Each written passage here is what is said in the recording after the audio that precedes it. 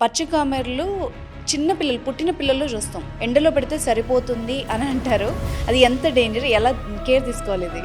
లివర్‌లో ఏదన్నా భాగం సరిగ్గా డెవలప్ అవ్వకపోయినా కూడా వస్తుంది.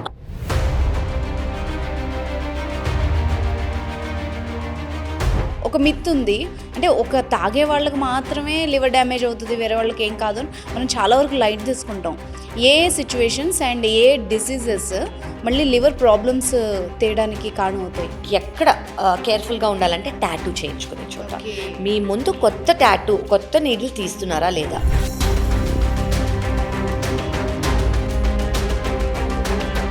పానీపూరి తినడం వల్ల ఒక వ్యక్తిలో అంటే సివియర్లీ డ్యామేజ్ అయిపోయి జాండీస్ బాగా అయిపోయి హాస్పిటలైజ్ అవ్వడం చూసా. కలుషితమైన నీరు లేదా కలుషితమైన ఆహారం వల్ల హెపటైటిస్ ఏ అండ్ హెపటైటిస్ ఈ వస్తుందని నేను మీకు చెప్పాను. అందరు నన్ను అడుగుతారు లివర్ డీటాక్స్ అని. Please do screen detox.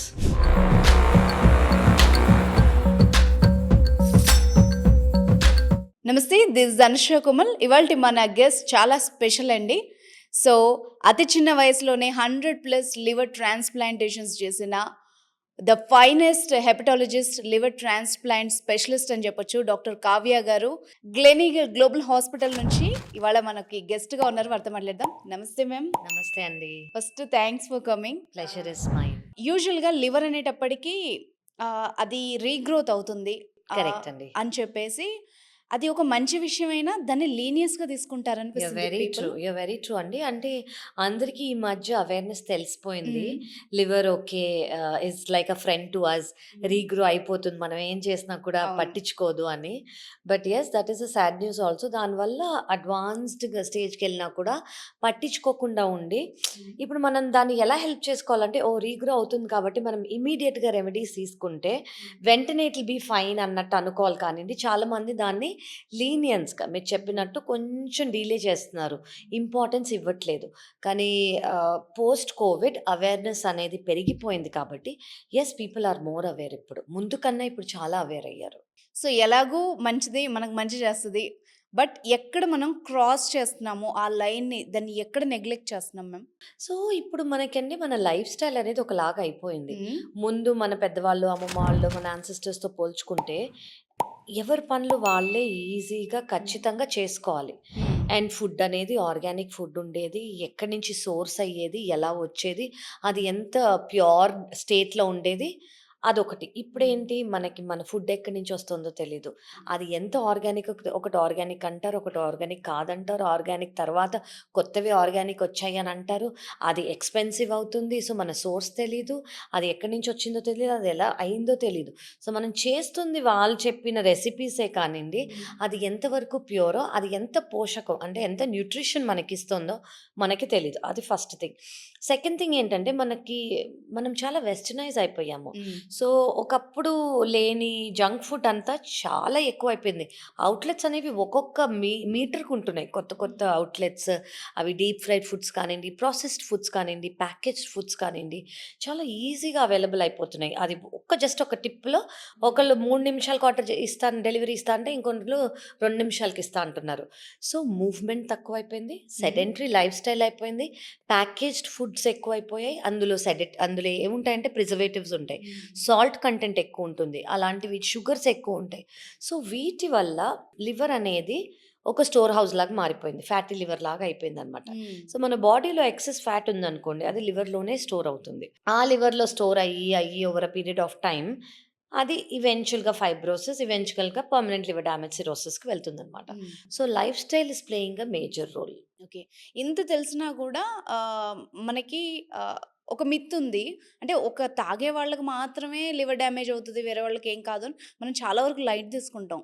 A situations and ఏ డిసీజెస్ మళ్ళీ లివర్ ప్రాబ్లమ్స్ తేయడానికి కారణమవుతాయి? అదర్ దెన్ ఆల్కహాల్ అంటున్నారా? హ్మ్. సో ఆల్కహాల్‌ని పక్కకు పెట్టేసి, ఆఫ్‌కోర్స్ ఆల్కహాల్ వాళ్ళకి హ్మ్. Jaundice, liver failure, liver cancer, liver cirrhosis, liver transplant అవసరం. హ్మ్. ఓకే. ఇది కాకుండా నాన్ ఆల్కహాలిక్స్ కనుకుంటే వెయిట్ ఉన్నవాళ్ళు, హ్మ్. ఒబేసిటీ బరువున్నవాళ్ళు, హ్మ్. BMI ఎక్కువ ఉన్నవాళ్ళు, షుగర్ కంట్రోల్‌లో లేని వాళ్ళు, థైరాయిడ్ కంట్రోల్‌లో లేని వాళ్ళు, కొలెస్ట్రాల్ కంట్రోల్‌లో లేని వాళ్ళు, వుమెన్‌కి హార్మోనల్ ఇంబాలెన్సెస్ పీసీఓఎస్ అని ఉంటుంది. ఆ ఇంబాలెన్సెస్ ఉన్నప్పుడు కూడా వాళ్ళలో ఇన్సులిన్ రెసిస్టెన్స్ ఉంటుంది. దానివల్ల కూడా ఫ్యాటీ లివర్ రావచ్చు. Sleep apnoea, obstructive sleep apnoea అని ఒక కండిషన్ ఉంటుంది. ఆ కండిషన్‌లో ఉన్న వాళ్ళకి కూడా ఫ్యాటీ లివర్ రావచ్చు. సో, ఈ ఫ్యాటీ లివర్ అనేది మనం ఎప్పుడు మాట్లాడుకునేలాగా ఫ్యాటీ లివర్ నుంచి next stage fibrosis, next stage సిరోసిస్‌కెళ్తది. ఇది కాకుండా there is something called as autoimmune diseases. Okay. Autoimmune diseases అంటే జనరల్లీ మన ఇమ్యూనిటీ మనల్ని కాపాడుతుంది. అదే ఇమ్యూనిటీ మన లివర్ సెల్స్‌ని ఎఫెక్ట్ చేస్తుందనమాట. సో, దానివల్ల ఏమవుతుంది? జాండిస్ రావచ్చు. కొంతమందికి పర్మనెంట్ లివర్ డ్యామేజ్ కూడా అవ్వచ్చు. చాలా రేర్ పర్సెంట్ మందికి ట్రాన్స్‌ప్లాంట్ కూడా అవసరం పడొచ్చు. ఓహ్! ఇంకోటేంటి hepatitis B, hepatitis C virus. Most కామన్‌గా మనకి కలుషితమైన ఆహారం లేదా కలుషితమైన నీరు వల్ల హెపటైటిస్ ఏ, హెపటైటిస్ ఈ రావచ్చనమాట. సో, ఇదేంటి సెల్ఫ్ లిమిటింగ్. అదే వస్తుంది. కానీ ఖచ్చితంగా స్పెషలిస్ట్ కన్సర్న్, అడ్మిషన్ అండ్ అబ్జర్వేషన్‌లో ఉండాలి. ఎందుకంటే కొంతమంది పేషెంట్స్‌కి చాలా తక్కువ మందికి ఈ hepatitis A and hepatitis C liver ఫెయిల్యూర్‌కి వెళ్ళొచ్చు. ఎమర్జెన్సీగా వాళ్ళకి మేము లివర్ ట్రాన్స్‌ప్లాంట్ చేసిన రోజులున్నాయి. కానీ 98% మందికి బాడీ ఇమ్యూనిటీనే ఈ బిలిరుబిన్, ఈ జాండిస్‌ని తగ్గించి, జాండిస్‌ని, హెపటైటిస్ ఏ వైరస్‌ని, హెపటైటిస్ ఈ వైరస్‌ని బయటికి పంపించేస్తుంది. అలాగే hepatitis B and hepatitis C virus అని ఉన్నాయి. ఇవేంటి బాడీ ఫ్లూయిడ్స్ ద్వారా స్ప్రెడ్ అయ్యేవి. అది సెక్షువల్లీ ట్రాన్స్మిట్ అవ్వచ్చు, మదర్ టు చైల్డ్ రావచ్చు, లేదా నీడిల్ ప్రిక్ అంటే ఇప్పుడు అది అయ్యే అవకాశం తక్కువండి మెడికల్ ఫ్రెటర్నిటీలో. ఎందుకంటే ముందనుకోండి ఎవరన్నా ఇంజెక్షన్ ఇచ్చి ఒక 30 ఏళ్ళు, 40 ఏళ్ల క్రితం ఒక డాక్టర్ దగ్గరికెళ్ళుంటే ఇంజెక్షన్ ఇచ్చి నీళ్ళలో అనేసి అదే సిరింజ్ ఇంకో వాళ్ళకిస్తారు. సో, ఆ టెంపరేచర్ జస్ట్ వేడి నీళ్ళలో పెట్టినందుకు ఆ వైరస్ చనిపోదు. ఓకే. సో, ఒకళ్ళ నుంచి ఒకళ్ళకి స్ప్రెడ్ అయ్యే అవకాశం ఉంది. సెక్షువల్లీ ట్రాన్స్మిట్ అయ్యే అవకాశం ఉంది. కానీ ఈ రోజుల్లో మనం ఏం చేస్తాము, ఎవరికైనా ఇంజెక్షన్ ఇస్తే ఆ సిరింజ్‌ని కంప్లీట్‌గా డిస్కార్డ్ చేసేస్తాం. ఆ నీడిల్‌ని. వేరే వాళ్ళకి కొత్త సిరింజ్ యూజ్ చేస్తాం. సో, మీరు నీడిల్ ప్రిక్ ఎక్కడ కేర్‌ఫుల్‌గా ఉండాలంటే టాటూ చేయించుకునే చోట. ఓకే. మీ ముందు కొత్త నీడిల్ తీస్తున్నారా లేదా? Year piercing. సో, నాకు స్పెషల్లీ టాటూస్ అంటే చాలా ఇష్టం. So, I have to be very careful అనమాట. నా ముందు కొత్త సిరింజ్ తీశారా లేదా? అది ఇంపార్టెంట్. ఇయర్ పియర్సింగ్‌కి కొత్త సెట్ తీశారా లేదా? Okay. 3 ivy drug abusers. So, ivy drug abusers కూడా ఒకళ్ళు అదే ఇంజెక్షన్‌ని పాస్ ఆన్ చేసుకుంటూ ఉంటారు. ఐవీ డ్రగ్స్ తీసుకునే వాళ్ళు. ఓకే. సో, ఇలా చాలా కామన్ అనమాట. కానీ ఇవన్నీ మీరు అవేర్‌గా ఉన్నారనుకోండి, ఒక్కటి I can tell you. Hepatitis B, hepatitis సికి ముందు ఇంజెక్షన్స్ మాత్రమే ట్రీట్మెంట్‌గా ఉండేది. ఇప్పుడు బ్యూటిఫుల్ మెడికేషన్స్ ఉన్నాయి. ఓకే. కంప్లీట్‌గా వైరస్ అనేది కంట్రోల్‌లోకొచ్చి, వైరస్ వల్ల ఏదైతే లివర్ ప్రాబ్లమ్ వస్తుందో, అది లివర్ డ్యామేజ్ కానివ్వండి, లివర్ క్యాన్సర్ కానివ్వండి రాకుండా మనం చూసుకోవచ్చు. అండ్ యెస్, అందరికీ ఇంపార్టెంట్ థింగ్ హెపటైటిస్ బికి వ్యాక్సిన్ ఉంది. ఖచ్చితంగా వెంటనే ఇప్పుడు వెళ్లి వేసుకోండి. అంటే ఏ ఏజ్ గ్రూప్ వాళ్ళైనా ఏజ్ వేసుకోవచ్చా? ఇప్పుడు ఓకే. ఇప్పుడు లాస్ట్ 15 ఏళ్ళు, 20 ఏళ్లుగా ఇమ్యునైజేషన్ స్కెడ్యూల్‌లోనే ఉంది. అంటే మీరొక 10 ఏళ్ల పాపకి వెయ్యక్కర్లా. ఆల్రెడీ వాళ్ళకిచ్చేసి ఉంటారు. హ్మ్. అదే 20 ఏళ్ళు దాటిన వాళ్ళు ఖచ్చితంగా ఏ ఏజ్ వాళ్ళైనా తీసుకోవాలి. ఓకే. 3 డోసులది. ఈరోజు ఫస్ట్ డోస్ అంటే ఈ రోజు నుంచి నెల తర్వాత సెకండ్ డోస్. ఈ రోజు నుంచి 6 నెలల తర్వాత మూడో డోస్. ఓకే. సో, అప్పుడు మీరు లైఫ్ లాంగ్ ప్రొటెక్టెడ్‌గా ఉంటారు. అంటే ఏ సిట్యుయేషన్‌లో ప్రొటెక్టెడ్ మేడం మళ్ళీ? ఇప్పుడు చూడండి, అంటే నా దగ్గర కామన్‌గా వచ్చే వాళ్ళ గురించి చెప్తాను నేను. ఇప్పుడు ఒక పార్ట్నర్ అంటే హస్బెండ్ అండ్ వైఫ్ ఉన్నారనుకోండి. ఒక పార్ట్నర్ హెపటైటిస్ బి పాజిటివ్ అనుకోండి. అది సెక్షువల్లీ ట్రాన్స్మిట్ అవుతుంది కాబట్టి వేరే పార్ట్నర్‌కి రాకుండా ఉండడానికి ఆ opposite partner hepatitis B vaccine తీసుకొని ఉండాలి. ఓకే. సో, అప్పుడు వాళ్ళకి స్ప్రెడ్ అయ్యే అవకాశం తక్కువ. ఓకే. అండ్ ఇప్పుడు మీరు చెప్పిన దాంట్లో పచ్చకామెర్లు చిన్న పిల్లలు, పుట్టిన పిల్లల్లో చూస్తాం. అవును. అది ఎంత డేంజర్? అంటే యూజువల్‌గా చాలామంది ఏం చేస్తారంటే ఎండలో పెడితే సరిపోతుంది అని అంటారు. అది ఎంత డేంజర్? ఎలా కేర్ తీసుకోవాలి ఇది? ఒకటండి దీన్ని పచ్చకామర్లు పిల్లల్లో కామన్ అంటారు. దాన్ని మేము ఫిజియోలాజికల్ జాండిస్ అని అంటామనమాట. ఫిజియోలాజికల్ జాండిస్ అనేది పిల్లల్లో కొంచెం శాతం రావటం చాలా కామన్. హ్మ్. ఓకే. మేము ఎన్ఐసీయూలో అంటే నియోనేటల్ ఐసీయూలో వాళ్ళని యూవీ రేస్ కింద పెడతారు. ఆటోమేటిక్‌గా తగ్గుతుంది. కానీ అది అబ్జర్వేషన్‌లో పీడియాట్రిక్ అండ్ నియోనటాలజిస్ట్ కింద అబ్జర్వేషన్‌లో పెట్టి తగ్గుతోందంటేనే ఇంటికి పంపిస్తారు. ఇంట్లో సన్ రేస్ కింద పెట్టడం ఎంతవరకు ఐడియలో ఇట్స్ నాట్ ఐడియల్ అండి. హ్మ్. ఆఫ్‌కోర్స్ డాక్టర్‌ని చూడాలి. కామన్‌గా ఫిజియోలాజికల్ జాండిస్ రావటం ఈస్ కామన్ అండి. హ్మ్. కానీ ఆ కామన్‌నెస్ కాకుండా జాండిస్ చిన్న పిల్లల్లో లివర్‌లో ఏదన్నా భాగం సరిగ్గా డెవలప్ అవ్వకపోయినా కూడా వస్తుంది. అలాంటి వాళ్ళకి సర్జరీ లేదా లివర్ ట్రాన్స్‌ప్లాంట్ కూడా చేస్తామనమాట మేము. ఓకే. సో, ప్రతి ఒక్క జాండిస్ సేమ్ కాదు. దేనివల్ల వచ్చింది అనేది మనకు చిన్న టెస్ట్‌లలో తెలిసిపోతుంది. దాన్ని బట్టి ఏం చెయ్యాలి? జెనెటిక్కా ఇది? ఫెమిలియలా ఇది? ఇదా? లేదు మనం జస్ట్ యూవీ రేస్ ఇస్తే సరిపోతదా? చిన్న మాత్రలు ఇస్తే సరిపోతదా? లేదా లివర్ అనేది పర్మనెంట్‌గా డ్యామేజ్ అయిందా? లేదా ఏదైనా డెవలప్‌మెంటల్ డిలే ఉందా? అనేది మనం చూస్తే మనకి మొత్తం అర్థమైపోతుంది. ఓకే. సో, పిల్లలకనేది రావటం కామన్. అండ్ వచ్చిన వాటికి మనం హిస్టరీ, జెనెటిక్ టెస్టింగ్‌లో మనకి తెలిసిపోతుంది. అయితే ఈ లివర్ డిసీజెస్‌ని సైలెంట్ కిల్లర్స్ అని ఎందుకంటారు? సో, సైలెంట్ కిల్లర్స్ ఎందుకు అంటే 80% వరకు ఇప్పుడు పర్మనెంట్ లివర్ డ్యామేజ్ ఉందనుకోండి, సిర్రోసిస్ అంటాం మనం దాన్ని. హ్మ్. ఆ సిర్రోసిస్ ఉన్నా కూడా 80% మందికి సింప్టమ్స్ అనేవి ఉండవు. ఓహ్! సో, సైలెంట్‌గా ఉంటుందనమాట. చాలా మందికి జస్ట్ బలహీనత మాత్రమే. హ్మ్. అయ్యో! నాకు ఓపిక లేదు అలా అనుకుంటూ ఉంటారు వాళ్ళు. ఆ బలహీనత ఉన్నందుకు సరే నేను సరిగ్గా పడుకోలేదో, సరిగ్గా తినలేదో, ఊరికెళ్ళొచ్చాను, ఎక్కువ నడిచాను, ఇచ్చేసాను, అచ్చేసాను అనుకోని హ్మ్. వాళ్ళు దాన్ని నెగ్లెక్ట్ చేస్తారు. టెస్ట్‌లు చేయించుకోరు. ఈ వీక్‌నెస్ ఎంత ఎక్కువుంటుందంటే, ఈ బలహీనత వల్ల సర్లే ఒకసారి మాస్టర్ హెల్త్ చెకప్ చేయించుకుందాము అని వెళ్తారు. వెళ్ళినప్పుడు లివర్ ప్రాబ్లమ్ బయటపడుతుంది. అందుకే it is a silent one. ఎందుకంటే 80% లివర్ డ్యామేజ్ అయినా కూడా సింప్టమ్స్ అనేవి ఉండటం చాలా తక్కువ. ఓహ్! అయితే దీనివల్ల ప్రమాదం ఏంటి? అంటే నేను చెప్పేది ప్రమాదం కన్నా మనం పాజిటివ్‌గా హ్మ్. తీసుకుందాము. మీరు just once a year health checkup చేయించేసుకోండి. హ్మ్. ఒక్క బ్లడ్ టెస్ట్, ఒకటే స్కాన్. వీటిల్లో మీ లివర్ ఎలా ఉందా లేదా మనకి బేసిక్ ఇన్ఫర్మేషన్ వచ్చేస్తుంది. ఓకే. ఎవరైనా ఎవరైనా 20 ఏళ్ళు దాటిందంటే చేయించుకోండి. హ్మ్. ఏడాదికొకసారి. హ్మ్. చేయించుకుంటే మీకు అర్థమైతుంది. Okay. My liver is good. లేదు నా లివర్ బాలేదు. మా దగ్గరకొచ్చేయండి.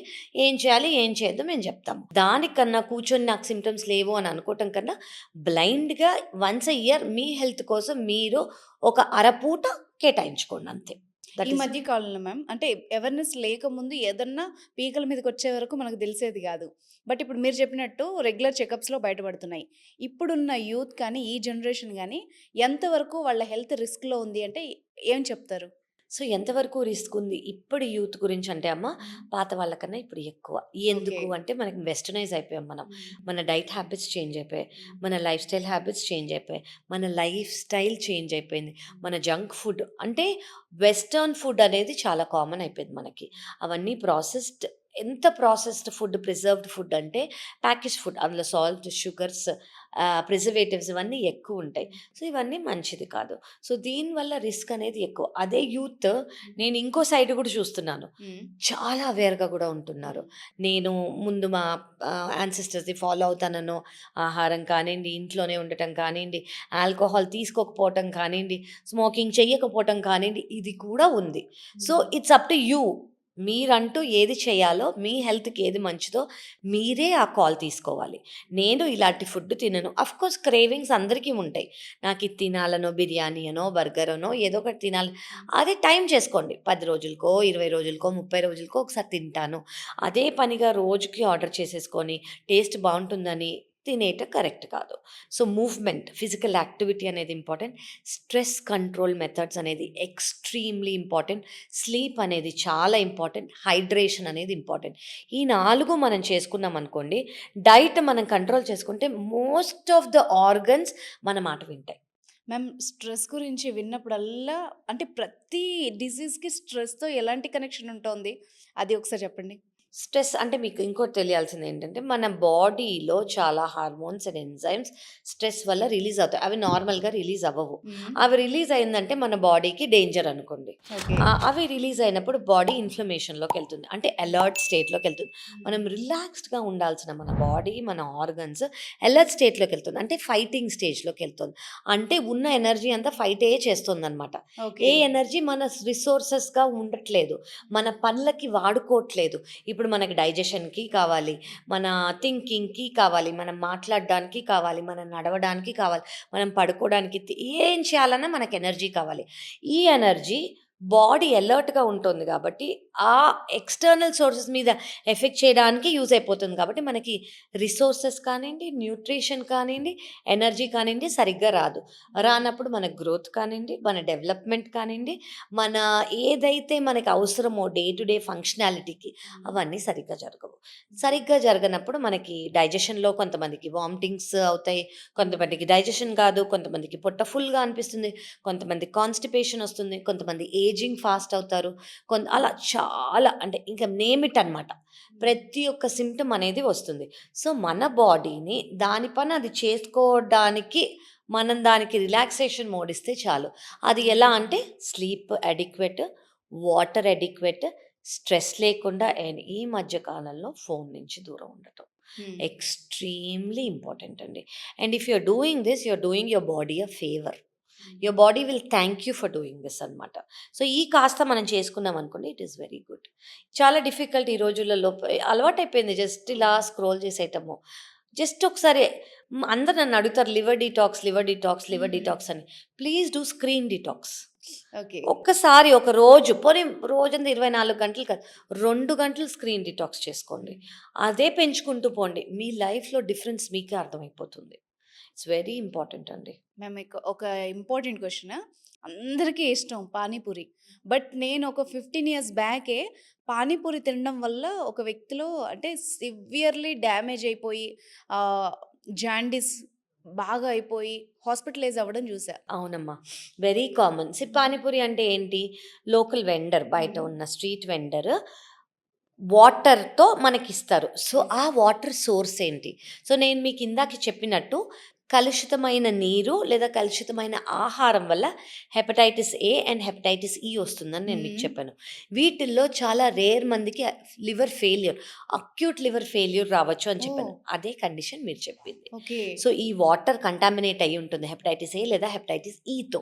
ఈ వాటర్ కంటామినేట్ అయితే కొంతమందికి ఇమ్యూనిటీ వల్ల డిఫెన్స్ సిస్టమ్ బాలేకపోతే లేదా ఇమ్యూనిటీ వైరస్ అనేది చాలా ఎక్కువ ఉంటే వాళ్ళు లివర్ ఫెయిల్యూర్‌లోకెళ్ళి వాళ్ళు అంటే ఈ రోజులలో మీరు 15 ఇయర్స్ అన్నారు. హ్మ్. 15 ఇయర్స్ బ్యాక్ అప్పుడే ఇండియాకి లివర్ ట్రాన్స్‌ప్లాంటేషన్ అనేదొచ్చింది. ఓకే. హ్మ్. సో, ఇప్పుడు మేము left, right, centre liver transplantation అనేది ఉంది అని చెప్తున్నాము. ముందేంటి వేరే దేశానికి వెళ్తేనే లివర్ ట్రాన్స్‌ప్లాంట్ చేయగలిగేవాళ్ళం.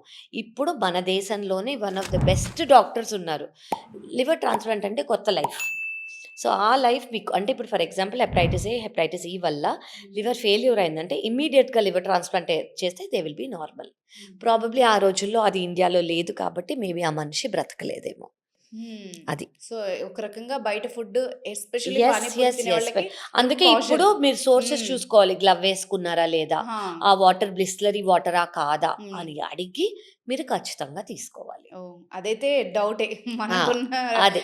హైజీన్ లి సిట్యుయేషన్స్‌లో కరెక్ట్. అంటే మీరు అడిగి మీకు కొన్ని సెంటర్స్ మీద హ్మ్. నమ్మకం యెస్. ఉంది యెస్. అనంటే తీసుకోండి. లేదంటే ఐ విల్ నాట్ సజెస్ట్ అండి.